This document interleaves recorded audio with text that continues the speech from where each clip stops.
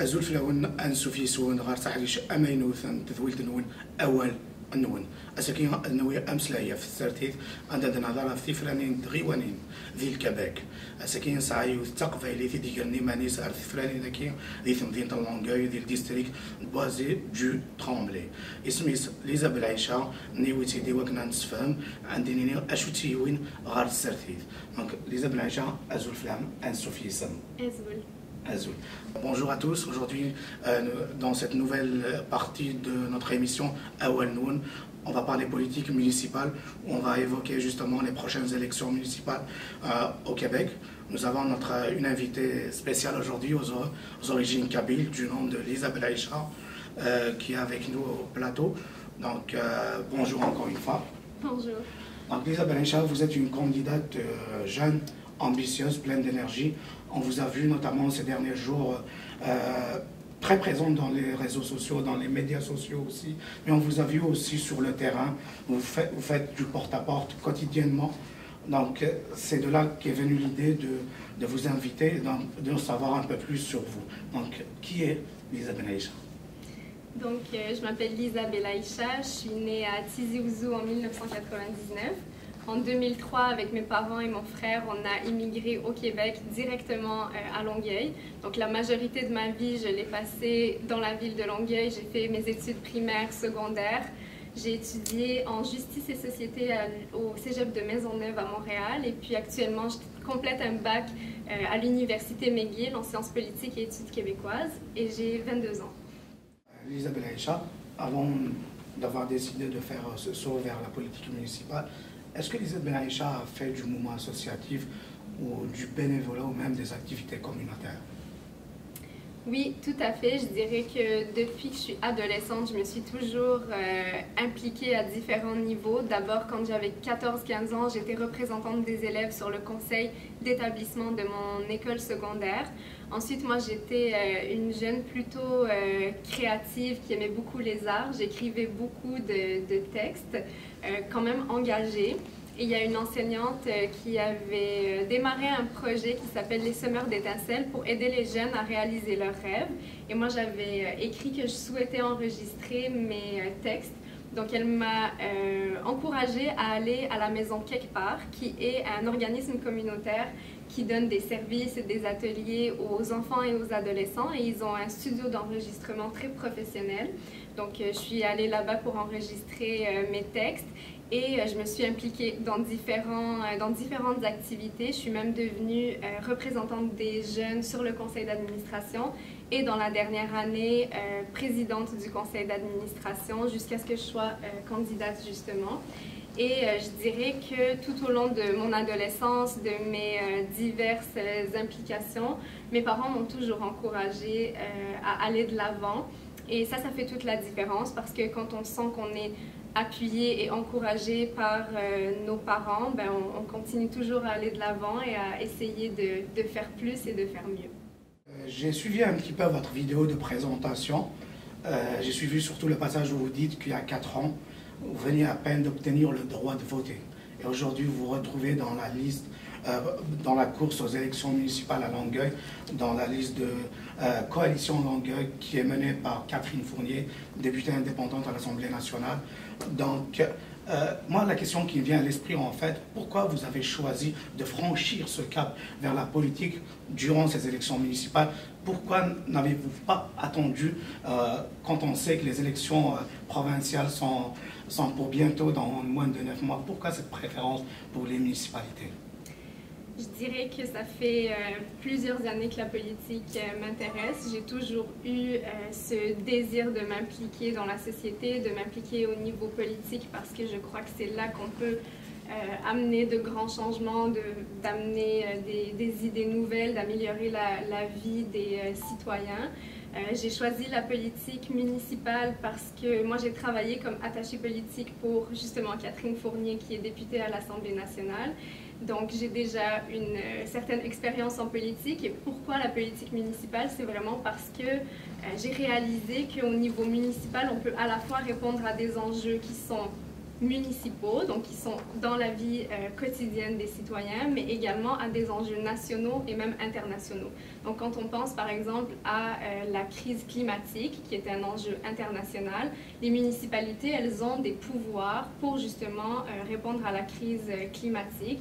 Et d'un point de vue national, je dirais même que les municipalités, elles ont comme responsabilité de garantir, par exemple, des loisirs, des services culturels aussi. Et moi, je crois que les jeunes qui peuvent s'épanouir, par exemple, dans des sports, ben, ils peuvent de cette manière être persévérants à l'école et donc on peut justement encourager comme ça la persévérance scolaire.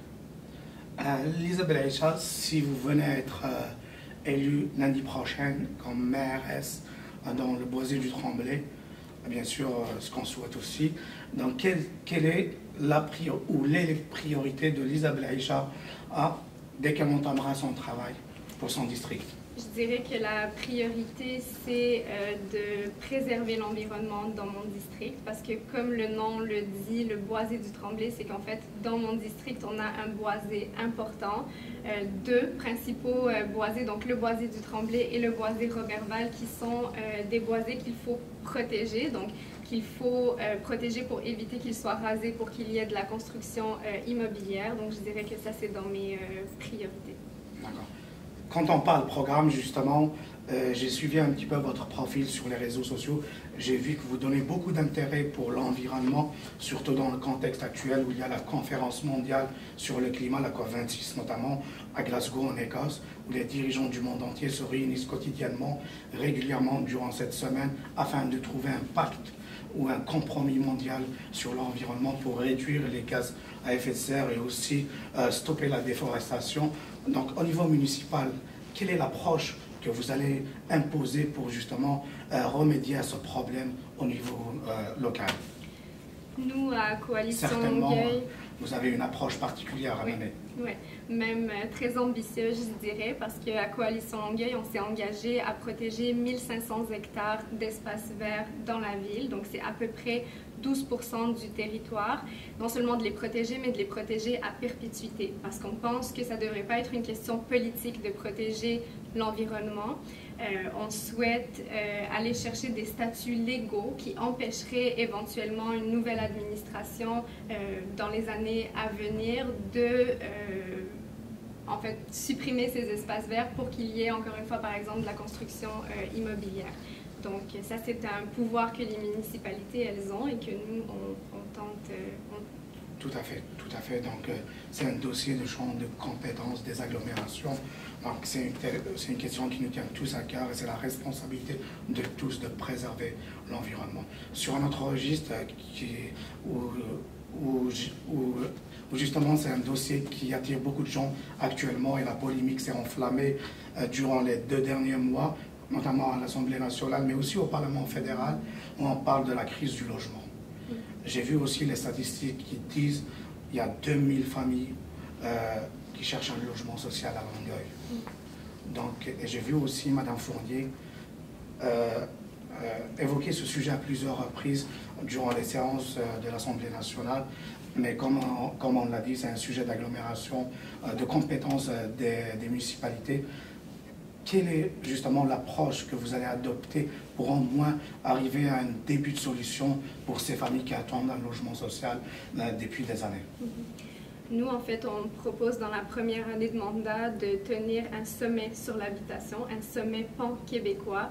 Donc, Catherine, avec le candidat à la mairie de Laval, Stéphane Boyer, ils ont fait une sortie conjointement dans les dernières semaines pour justement annoncer qu'ils tiendraient ensemble un sommet pan-québécois sur l'habitation pour trouver des solutions ensemble, donc avec les municipalités, mais également avec le gouvernement du Québec et le gouvernement du Canada, différents experts, différents acteurs aussi de la société pour trouver des solutions à la crise du logement, à la crise immobilière aussi, parce que c'est aussi un enjeu important, donc de pouvoir avoir accès à la propriété. Même pour notre génération à nous, c'est un enjeu très important. Donc avec le prix des maisons, il y a beaucoup de jeunes qui ne peuvent plus rêver ou espérer avoir une première maison dans leur vingtaine ou dans leur trentaine.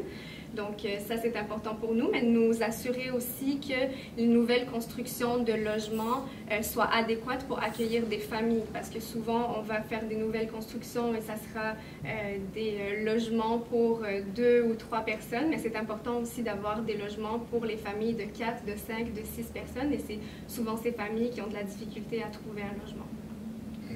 D'accord. Merci. Donc, on arrive au terme de cette entrevue. Donc, est-ce que vous avez un message particulier à passer aux citoyens et aux électeurs de la ville de Longueuil, particulièrement du Boisé du Tremblay? Donc, est-ce que c'est أمس صادر إمزة تمدينة Longueuil لدرا Boisé du Tremblay? Je dirais que à toutes les personnes qui ont le droit de vote, c'est important d'exercer son droit de vote parce qu'on a énormément de chance ici de pouvoir voter, mais également que notre voix, elle compte. Donc, j'invite tous les citoyens de Longueuil et tous les citoyens de mon district à aller aux urnes le 7 novembre prochain. Ihe aoundenir ilithidi de tifrenin idihdoun tenmir. ثمر ثم ميت قبل الله ذاك إنها ليزا بالعيشة أمدنيني أفوذ إجازن إلتنين إدي الدون. ثمر. دونك ثمر ثنوني شنو ودي تبعا لو أنا كي ثدر تيفي ثذويت أول أنون قيمتي ناضي الدور تيدي الدون أدرين إحرشن إما ينوثن عندهم ناوي إنفقون إجديدن ثمر ثنون أرثم ليلي.